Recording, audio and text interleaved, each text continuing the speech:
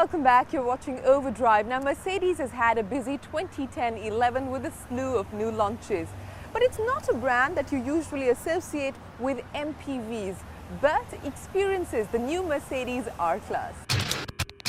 The average perception of an MPV or a multi-purpose vehicle is usually that of a Qualis or a Tavera. You really wouldn't think that this, the Mercedes-Benz R-Class, could be an MPV. But it is. And though it does not adhere to any conventional MPV form, which from whatever we've seen so far are just large boxes, the R-Class is a fairly more stylish and a much more luxurious, though of course a very expensive option.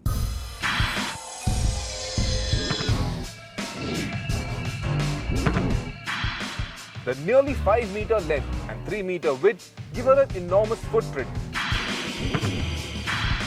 This MPV can occupy a lot of real estate, and in the city of Mumbai, that's a further investment on parking. Yet, this largeness gives it immense presence, and thanks to the character of the new Mercedes-Benz design language, the large proportions look sculpted and well-toned. Being a Merc means you get all the comfort and luxury trappings you could ever want, which in this case is the equivalent of an M-Class or a GL or an E-Class. The core of the R-Class, however, is the 6- and 7-seat configuration.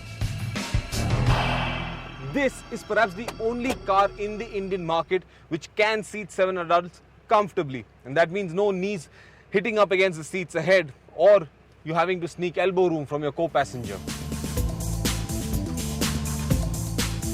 There is just one variant you can get, the R350, which comes with a 3.5-litre V6 with 200 PS of max power and 350 Nm of max torque. This engine is mated to a 7-speed automatic gearbox with manual shifts, which means you get these paddle shifts behind the steering wheel. Of course, to get this fairly heavy MPV moving, you have to shift down into lower gears. So second and third gears is when you can get the R-Class into its power band, and then it really gets moving.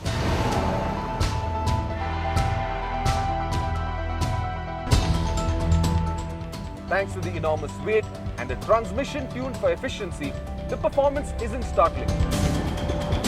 Yet, it will do 100 kmph in under 10 seconds with a top speed clocked at 230 km per hour. The R-Class is a standalone platform known as the W251, but it is based on the Mercedes W164 platform, which we know as the M-Class. They do share some similarities, of course, especially where equipment level is concerned, because that helps keep the cost low. But what the R-Class offers is 4-wheel drive. Though I really wouldn't go looking for any big adventures with my family in it. The problem is the size. This is a fairly large MPV, and maneuvering it in tight spaces, be it in off-road or urban areas, is going to be extremely tricky.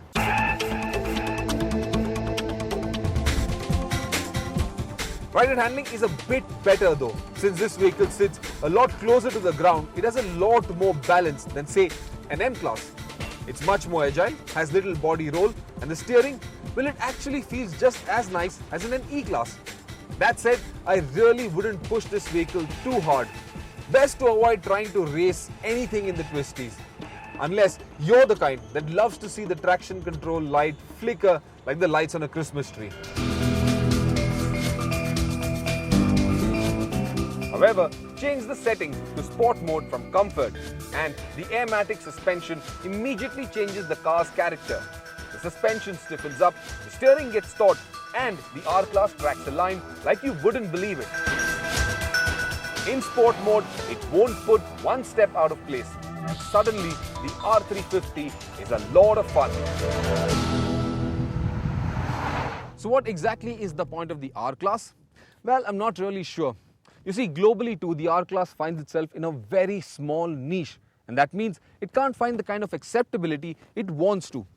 Overall, the R-Class isn't a very practical wagon either. Its immense dimensions means it's a very cumbersome vehicle to drive in the city. And then, despite the size, you really can't take 7 people on a driving holiday without having to strap on a roof rack. And then, in India, we don't even get the long wheelbase version, which has a lot more usable boot space with the seats up. Granted, it is a stylish MUV, but that is a highly subjective matter.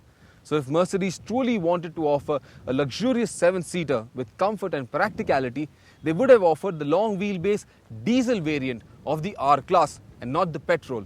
Because at around 65 lakh rupees, there are far more practical, inexpensive and just as stylish ways to move more than 5 people around in India. Even Mercedes offers one of those. It's known as a van.